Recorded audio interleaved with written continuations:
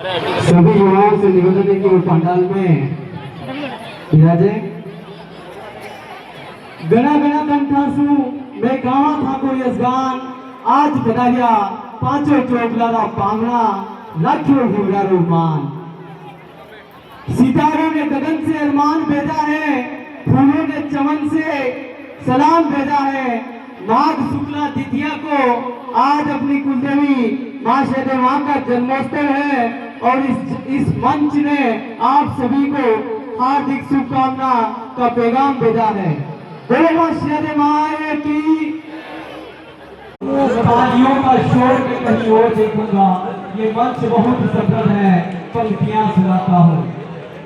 देवलिया गुजरती समाज पांचों चोगले के तत्वाधान में ये कार्यक्रम आज आयोजित किया जा रहा है।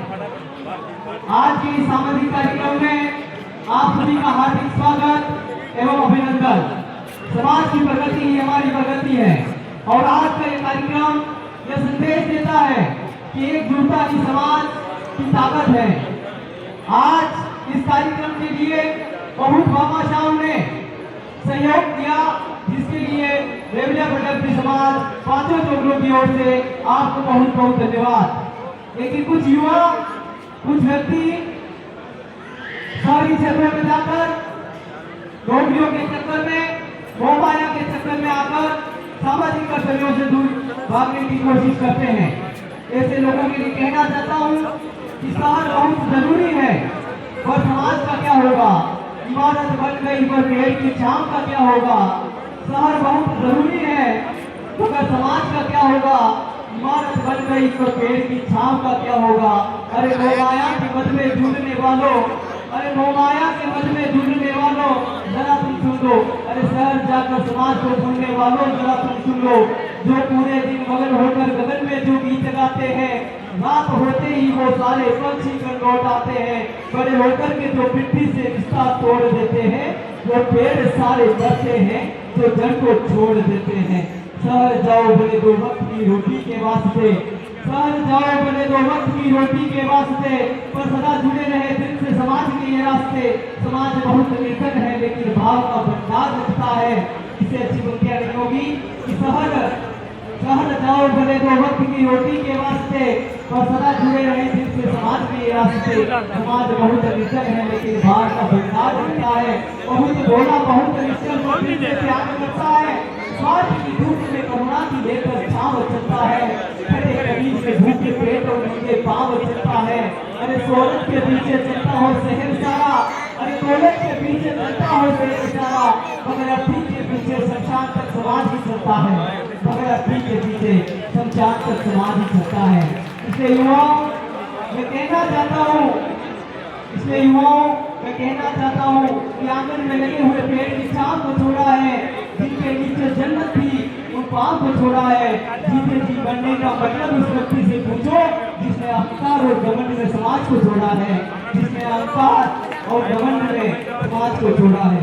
अब मैं बोलना चाहूंगा, दया और करुणा के भाव प्रकट होते हैं। हमारे ग्रंथ ऐसे कहीं दानवीर की गाथाओं से बड़े उबड़े हुए हैं जो महादानी हुए।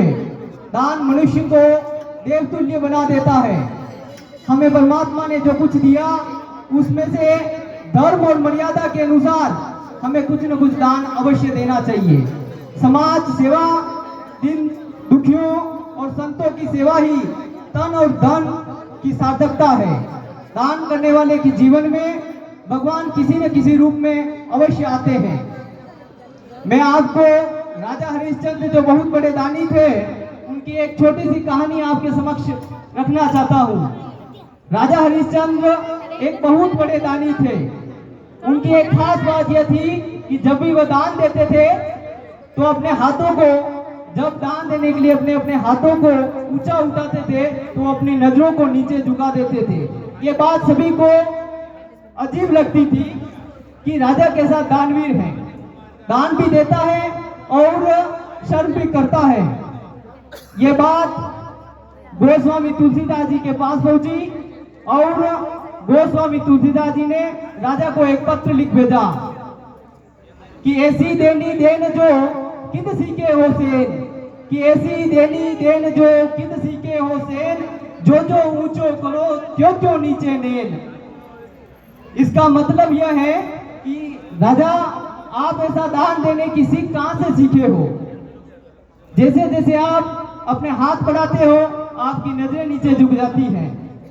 राजा ने इसका जवाब भी दिया और जिसने भी इसका जवाब सुना वो राजा का दीवाना हो गया और राजा ने उस 4 पंक्तियां लिख भेजी गोस्वामी तुलसीदास जी को कि देनहार कोई और है बेचत 100 दिन रेन, कि देनहार कोई और है बेचत 100 दिन रेन, लोग भ्रम हम पे करें क्यों ही नीचे लेन।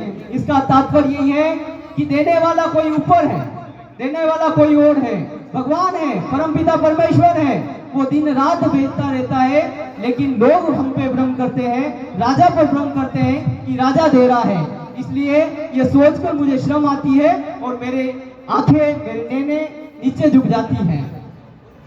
पर ले गई गठियो न नदी को नीर, दान दियो धन कटे के गए दास कबीर, के गए दास कबीर। इसलिए मैं प्रजापति समाज के प्रत्येक युवाओं से निवेदन करना चाहता हूँ कि समाज में कुछ बुराइयां हैं, कुछ कुरीतियां हैं, इनको दूर करने की जिम्मेदारी हमारी है। आप आगे आइए, समाज के विकास में अपना महत्वपूर्ण योगदान दीजिए ताकि ये समाज एक प्रगति की ओर चल सके।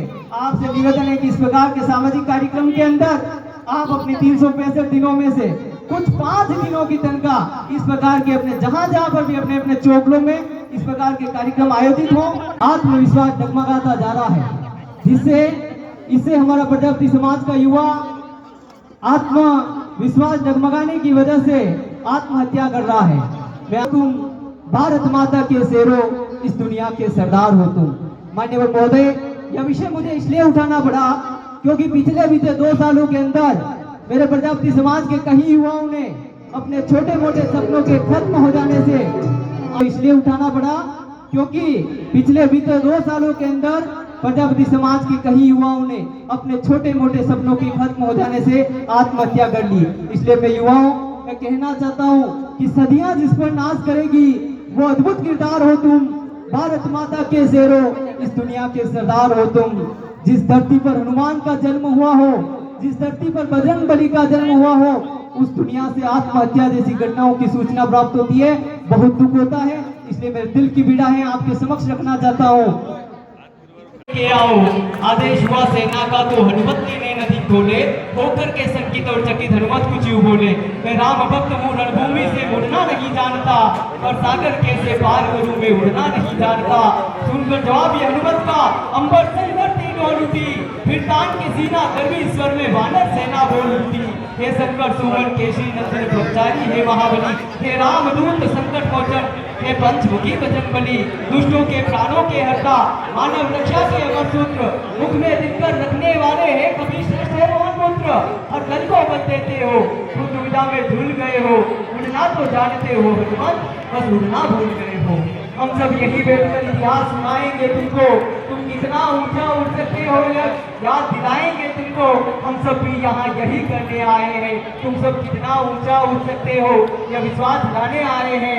सदियां जिस पर नाश करेगी वो अद्भुत किरदार हो तुम, भारत माता के शेरो, इस दुनिया के सरदार हो तुम। जितना मान कमाना था उतना नहीं कमाया है हमने, इसलिए हाथ जोड़कर सबसे कहता हूँ, सीधी सच्ची बातें सुनो नहीं मोड़कर कहता हूँ, लेने की नियत छोड़ो तुम, देने का कुछ अरमान रखो, लेने की नियत छोड़ो तुम, कुछ देने का अरमान रखो, होठों पर मेहनत समाज के प्रति भाव रखो, जिनमें विष बोलने गानों पर नाचना बंद करो, वो नशे छोड़ दो सारे, किरदार बहुत दमदार लगे, तलवार रखो चाहे जितनी पर पहले कलम पर धार लगे, तलवार रखो चाहे जितनी पर पहले कलम पर धार लगे। इसी कड़ी में जो